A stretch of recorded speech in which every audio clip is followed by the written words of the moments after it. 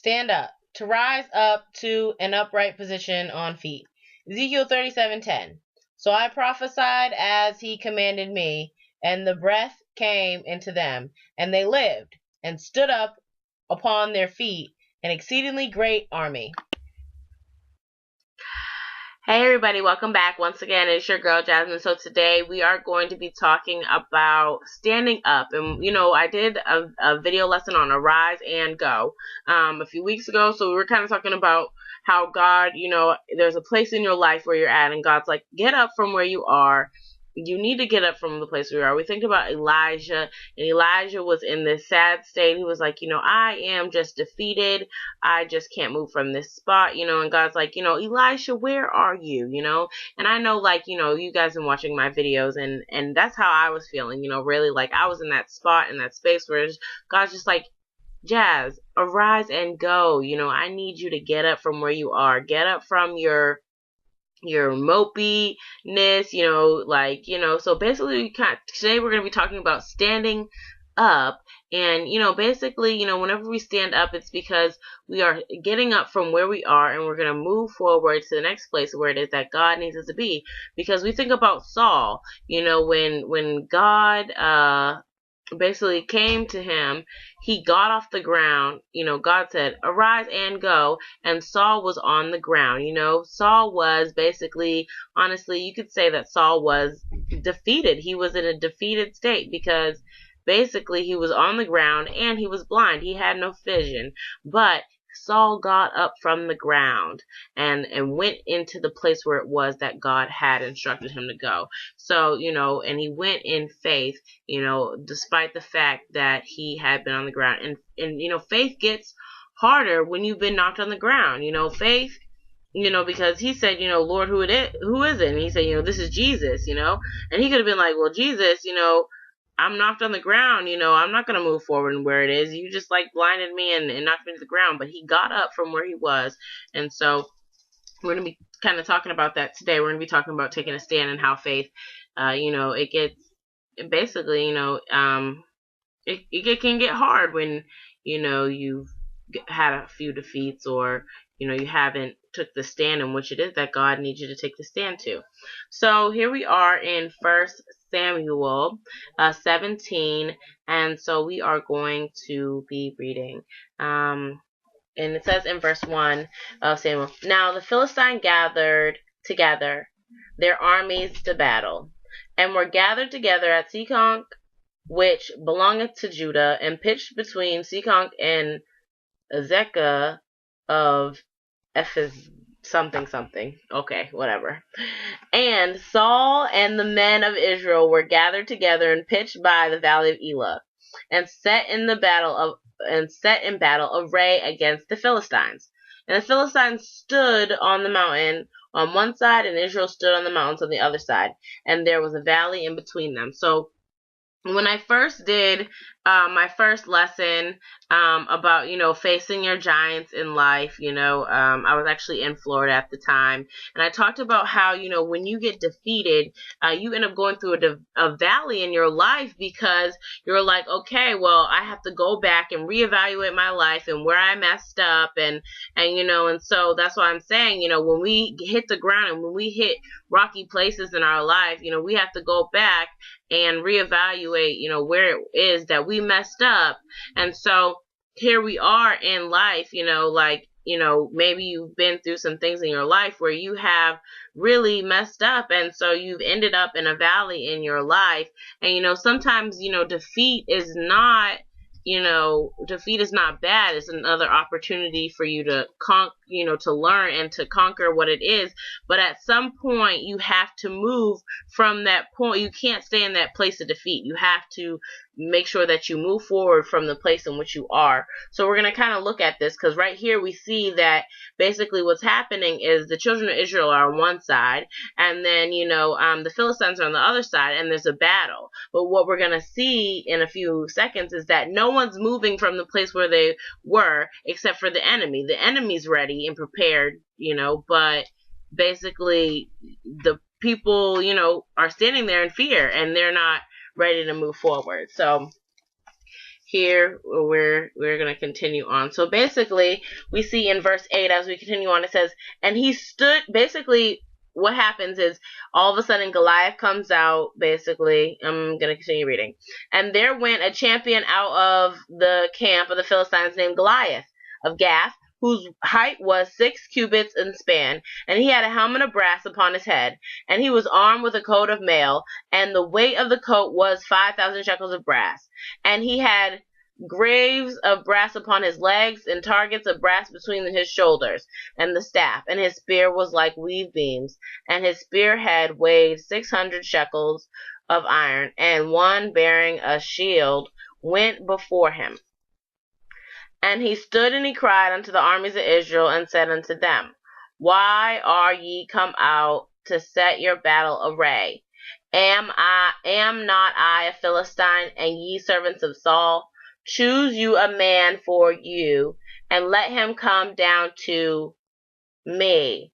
So basically what we're seeing here is that what is happening is that, you know, Goliath comes out, and Goliath is like the giant that they're trying to defeat, you know, the situation, the problem that they're trying to defeat, and Goliath standing here all tall and, you know, all, okay, well, come at me, you know, like, you can't come at me, like, there's no way that you can get past this point.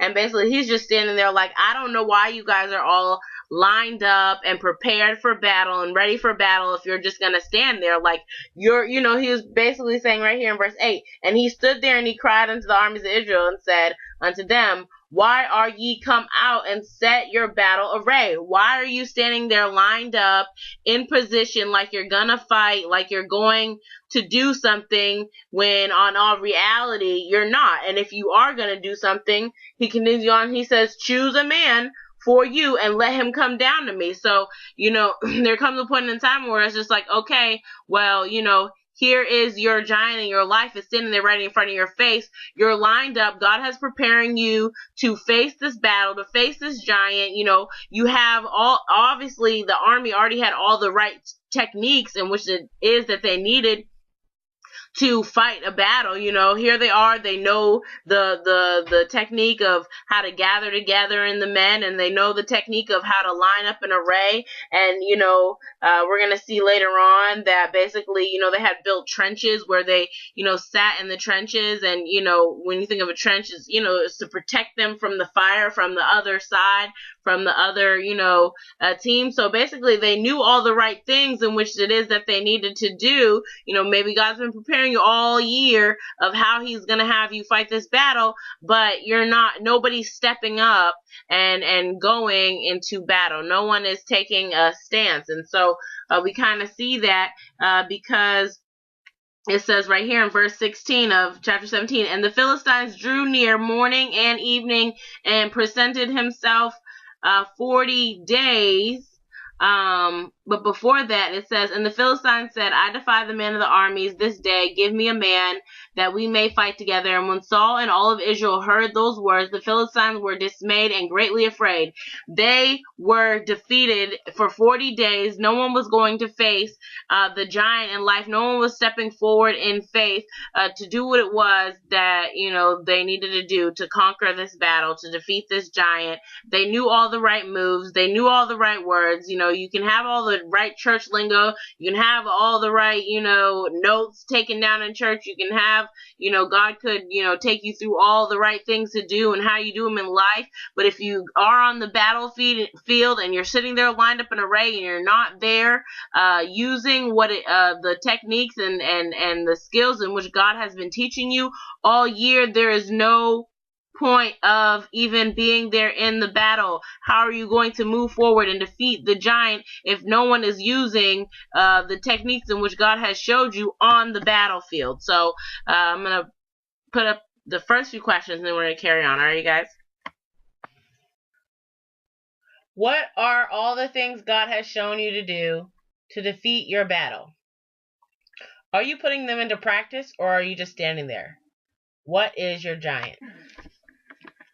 Alright, so we are going to go a little more further down in verse 17. So basically, Jesse is sending David to bring bread to his brothers, and it says in verse 17, and Jesse said unto David his son, take now the brethren an ephah of his parched corn and these 10 loaves, and run to the camp to thy brethren, and carry these 10 cheeses into the captain of their 1,000. And look how the brethren fare, and take their pledge. Now Saul and they and all the men of Israel were in the valley of Elah fighting with the Philistines. And David rose up early in the morning and left the sheep with the keeper, and took and went as Jesse had commanded him, and he came to the trench. So basically here we see David, and he leaves behind everything, even his own sheep. Okay, we talked about earlier a few weeks ago about how, like, sometimes when there is something that God needs to do and there's sheep that go astray, that God will the shepherd would leave everything behind to go find his lost sheep. Well, here we see the same thing with this. Basically we see that David rose up and left his sheep with a keeper. Basically, he put someone in charge of the sheep, that the flock in which he was leading over, so that he could go down to the battlefield, that he could go down to the trench, so that he could go down to the place in which it was that they were fighting. And sometimes we as people, we need to leave everything behind in order to go to the place where it is that God needs us to be, so that we can do what it is that God has called us to do. Even if we have our own situations and stuff going. So we're going to kind of talk about that in a few different places in the Bible. So I'm going to have you guys turn to Luke. I'm going to have you guys turn to Luke 5, verse 27, and it says, we're talking about Levi, and when Levi is going to follow Jesus so that he can do what it is that God had called him to do. Sometimes we have to leave our flock behind so that we can do what it is that God has called us to do, but we keep someone in charge for the time being so that they can do what it is that is your duty in which God has for you. So here we see it says in verse 27, after these things he went forth and saw the publicans named Levi sitting at the receipt of custom, and he said unto him, follow me. And he left up, rose up, and followed him. And he left all, rose up, and followed him. So what we see is basically, we see that Levi rose up, he got up, he stood up. It says right there, Jesus said, follow me. So, without any questions, answers, but he left all that he had behind.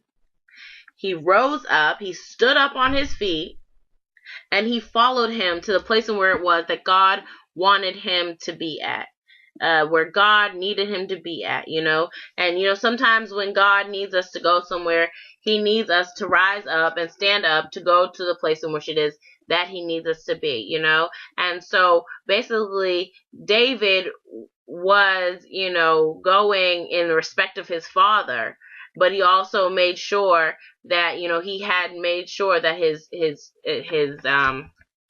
sheep were taken care of so they could get the love and the nurture and the care that they needed while he was gone. But there was something that God needed David to do. There was something, God knew that David would defeat Goliath, and sometimes, it takes that one person who will step out on faith, to do what it is that God needs him to do, because, there's, I think about, like, in my life, I always used to, sit there and have conversations with my grandma and be like, God told me to leave college, and I used to tell her, like, everybody thinks I'm crazy. But do you think that if God would have asked any of my other family to do that, they would have done that? Heck no. They would have been like, no, I'm just going to live life normally in a regular way. I doubt that they would do that, because college is supposed to bring stability, to your life, to, It's something that, especially when you're in your junior year, that's not something that's normal. So like, I always used to say like, but here is, God knew that David could do it, and so it's kind of like a setup of, okay, well, if no one's gonna stand up and fight Goliath, then someone has to do it. Someone has to move forward. And it takes that one person who, will go past fear and defeat, having that fear with faith.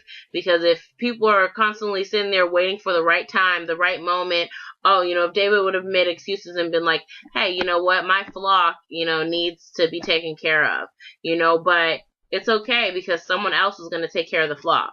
Someone else was going to make sure the flock was okay. But God needed David to fight this. Alright, so basically, I'm going to take you guys to another scripture. And, so basically, we're going to be looking in Matthew 8:22. So we're going to be looking at the cost of discipleship and what it really costs to be a disciple. Sometimes when, we are, defeating our, faith versus fear, are we willing, a lot of time we make excuses. Okay, Lord, there's things that I don't want to leave behind, but we have to, hey, step on our faith, regardless of the situation. So basically, here we are in Matthew 18. It says, now when Jesus saw a great multitude, Matthew 8 verses 18, excuse me. Now when Jesus saw the great multitudes about him, he gave commandments to depart unto the other side. So basically, Christ was telling them, okay, I'm going to give you instructions. Go ahead, go to the other side. And he said so basically, we see here that whatever it is in your life right now that God is instructing you to do, that he's basically telling you, look, like, go to the other side, go to the other side. So now when Jesus saw the great multitudes about him, he gave commandments to depart to the other side. And a certain scribe came and said unto him, Master, I will follow thee, whither or ever thou goest.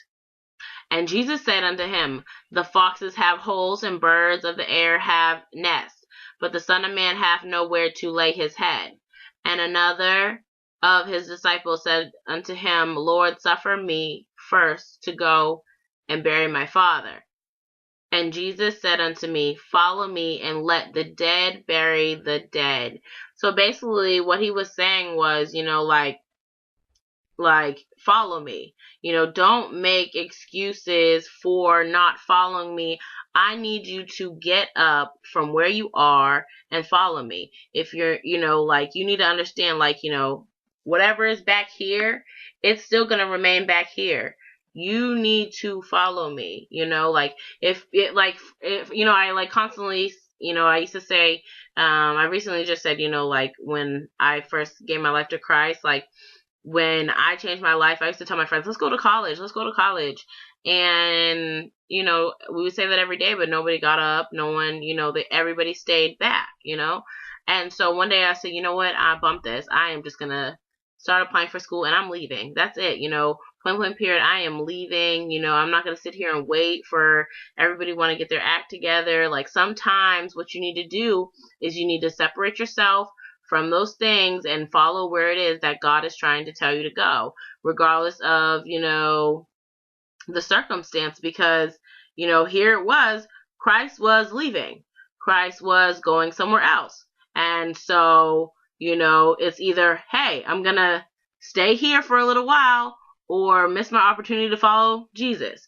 And he needed to make that choice, hey, I'm going to follow Christ and I'm going to move forward to where it is that God has taken me. So Jesus gave him the choice right there, point blank period, He said, but Jesus said unto him, follow me and let the dead bury the dead. Are you going to follow him or not?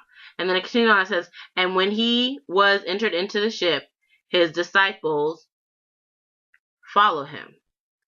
So basically we're seeing that the man didn't follow him, but whoever was his disciples, when Jesus entered into the ship, his disciples followed him. So if Christ is going somewhere, that means that you need to be going somewhere with him. Because anywhere that's not with Christ is not with Christ. That means you're no longer in the will of God. You're no longer where he needs you to be. That means you're outside of the will of God. You know, we think about Jonah. God told Jonah, hey, Jonah, you know, go to Nineveh. He went to Tarshish. That's not where God wants you to be. So, I need you to go where I need you to be. Anywhere where God is not the will of God. It's like outside his will. It's not the place of where it is that you need to be. Yes, all things work out to the good of those who love God, who are called according to his purpose, but that does not mean that it's the will of God. Because regardless, the path into heaven is a narrow path, you know, and it talks about how there's a wider path, but point blank, not all paths lead to Christ, you know. The Bible says Jesus is the way, the truth, and the life. No man comes to the Father except by him. So if you're not following Christ in the direction it is that he wants you to go, then you're not in the right path. You're not going on the right direction. And so you need to get on that path and follow where it is. Because point blank period, it says right here, and when he was entered into the ship, his disciples followed him. You know, basically, when Jesus moves somewhere, you need to move with him. Because if you're a disciple and you're of Christ, you need to stand up, rise up, and follow him to where it is that he's trying to take you. So I'm going to put up the next few questions and then we're going to carry on. Are you guys?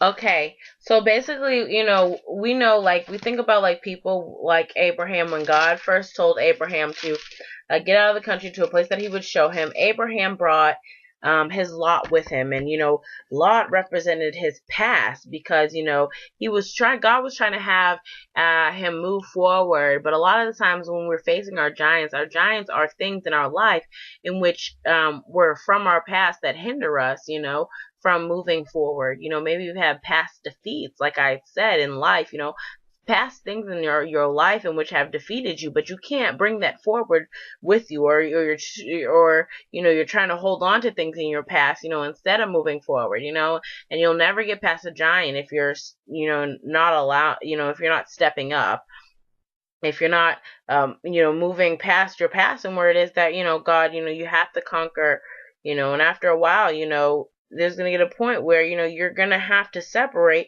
from that place in which you are, separate from those things. So here it is. It says, we're going to be looking in Genesis chapter 13, and in verse 5, it basically we're talking about Lot and Abraham. It says, and Lot also went with Abram, had flocks and herds and tents, and the land was not able to bear them, and they might dwell together, for their substance was great, so they could not dwell together. And there was strife between the herdsmen of Abram's cattle and the herdmen of Lot's cattle, and the Canaanites and the Perizzites dwelled then in the land. And Abraham said unto Lot, let there be no strife, I pray thee, between me and thee, and between my herdsmen and thy herdsmen, for we be brethren.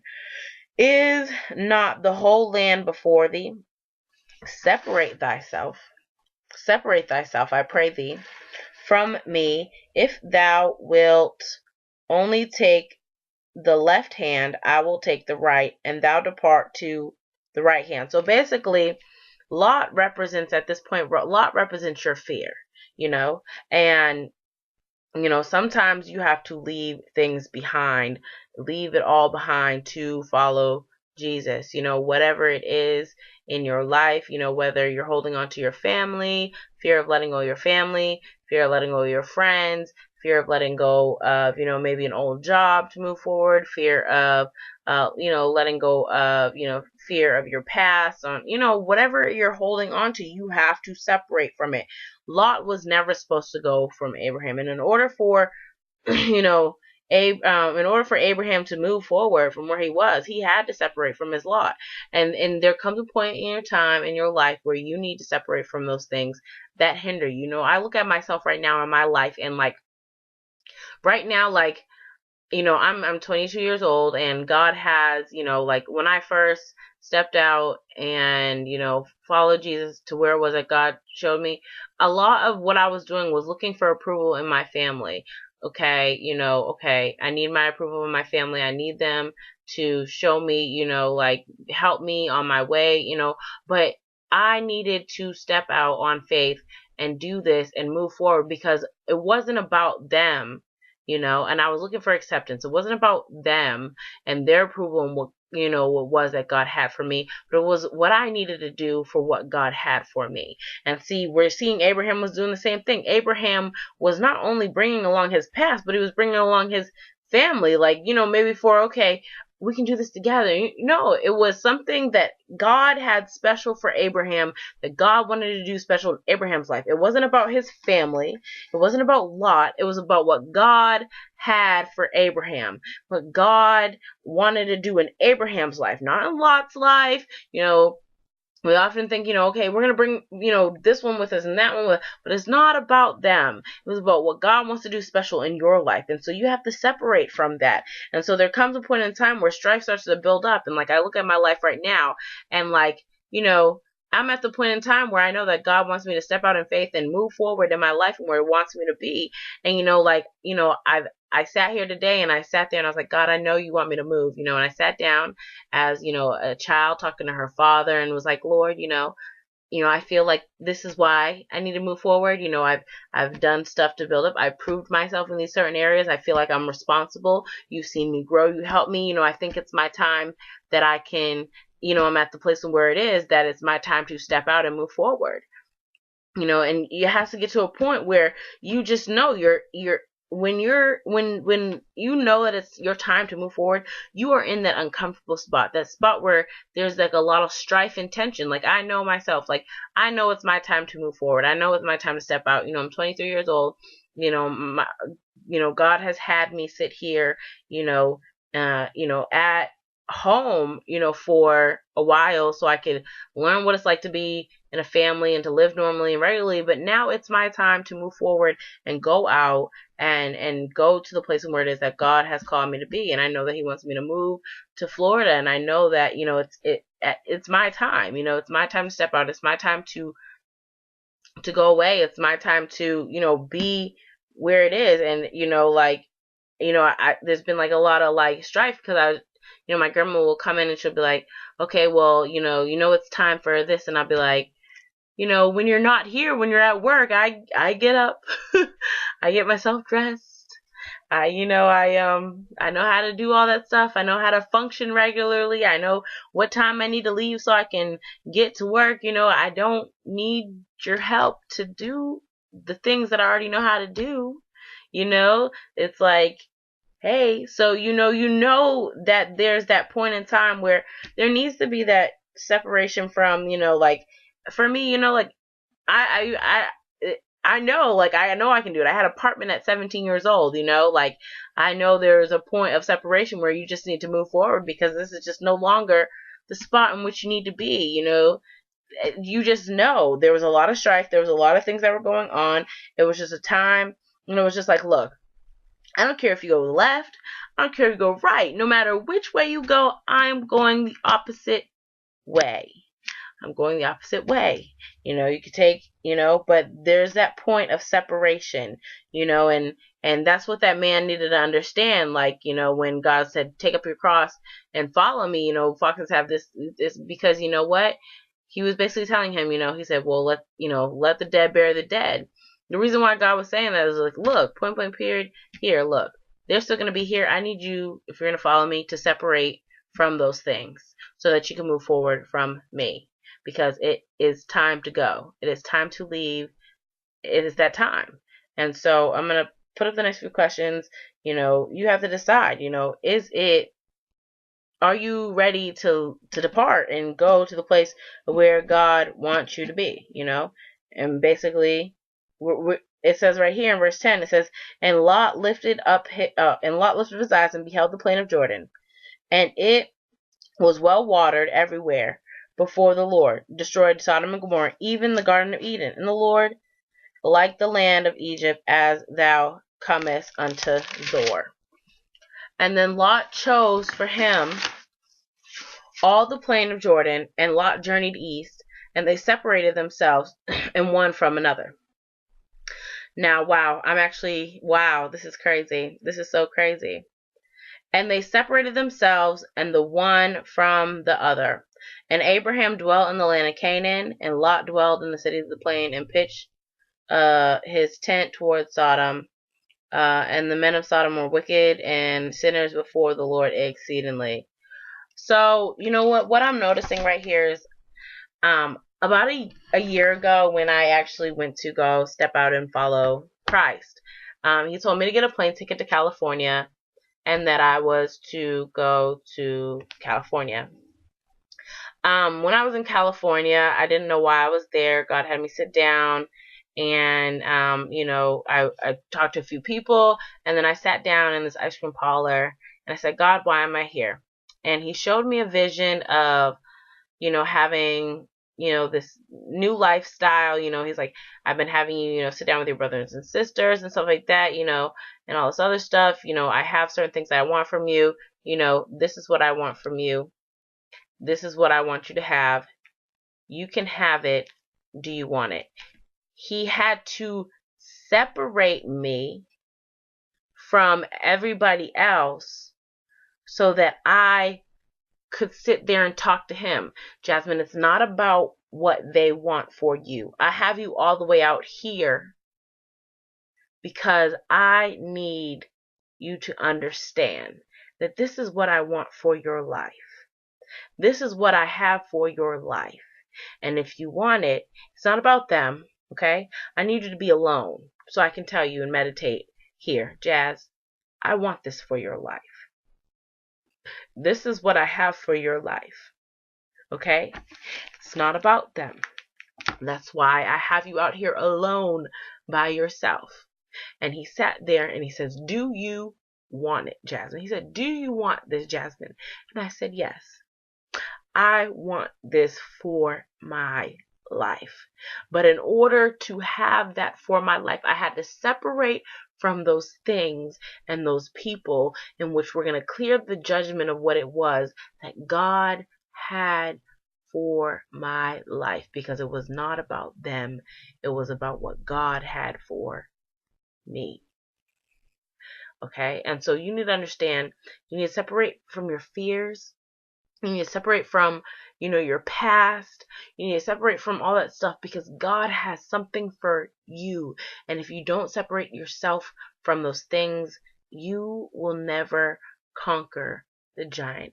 You will never move forward, and you will never get to the place in which it is that God has for you. Have you separated from those things in which God wants you to separate from in order to move forward? Do you want what it is that God has for your life? Okay, so basically we'll see right here as we continue on in Genesis 13 verse 14, we see it says, and the Lord said unto Abraham after that Lot was separated from him. So after his fear was gone, his past was gone, his family was gone, that it says, he lifted up, it says, lift up now thine eyes. Look, and look from the place where thou art. Look where you're standing, okay? He was standing. Look where you are standing, okay? And he said, from the place where thou art, northward and southward and eastward and westward, for all the land which thou seest, to thee I will give it, and to thee seed forever. And I will make thy seed as the dust of the earth, so that if any man can number the dust of the earth, then shall thy seed also be numbered. Arise. He said, get up, Abraham. Stand, Abraham, and walk through the land in the length of it and of the breadth of it, for I will give it to thee. So basically, oh God, he was telling Abraham, stand, Abraham. Get up, Abraham. Walk, Abraham. Through all of it. Look at all of it. I'm giving this to you. This is yours. Separate from your fear. Separate from your family. Separate from your past. Go from one end to the other. Who cares what you just went through? Who cares what struggles you had to go through to get here? It does not matter. You went through some ups and downs, but it does not matter. I am giving this to you. I'm giving this to you. In verse. Okay, so basically what I want to say is, he gave him the land in which he was to dwell him. He gave it to him. And so I kind of, I want you guys to turn to basically Numbers 13, and we'll see the same thing in Numbers 13. It says, and the Lord spake unto Moses, saying, send thou men, that they may search the land of Canaan, which I give unto the children of Israel. Of every tribe of their father shall ye send a man, every one a ruler among them. So God was telling Moses, look, I'm giving you this land. Send men into the land. I'm giving you this land. Send men into the land. Here, go into the land. You can have it. It's yours. I'm giving it to you. Spy out the land. Go look at it. Take a peek. See the goodness of the land. See, it's a land flowing with milk and honey. See the goodness of it. You can have it. You can have what I am giving you. It's a gift. It's a good gift. It's a gift flowing with milk and honey. And you just need to see how good it is. How good it is of what it is that I'm trying to give you. And so basically we look in chapter 14 and verse 6, and it says, and it says basically, and Joshua the son of Nun and Caleb the son of Jephunneh, which were of them that searched the land, rent their clothes, and they spake unto the company and the children of Israel, saying, the land in which we pass through and search is an exceedingly good land. If the Lord delight in us, he will bring us into the land and give it us, a land which is floweth with milk and honey. Only rebel not against the Lord, neither fear. Do not fear ye the people of the land, for they are bread for us. Their defense is departed from them, and the Lord is with us. Fear them not. See, the Lord was with them, so there was nothing to fear. There was nothing to fear. There was nothing to fear. If God is with you, if God's giving you the land, fear them not. Why? Because God had given them the land. Do not go the long way. Do not go the long way, because you are filled with fear. Filled with fear. Do not go the long way. When we are filled with fear, we don't make it to the place where it is that God needs us to go, because we are filled. But if we're filled with faith and trust in God and what it is He wants to do with our lives, then we can make it to where it is that God is taking us. So I thank you so much for tuning in. Until we meet again. All right, guys. God bless. Peace.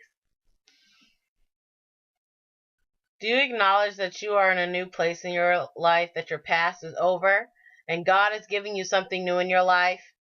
Are you ready for the place that God has shown you? A land flowing with milk and honey?